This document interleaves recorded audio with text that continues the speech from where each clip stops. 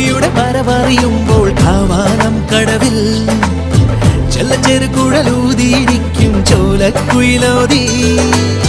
അന്നക്കിളിയുടെ വരവറിയുമ്പോൾ കാവാലം കടവിൽ ചെല്ലച്ചെറുകുഴലൂതിയിരിക്കും ചോലക്കുയിലോതി. കളിരിട്ട കടലികൾ വിളിക്കുന്നുണ്ട് അവളെ നിലവയിൽ.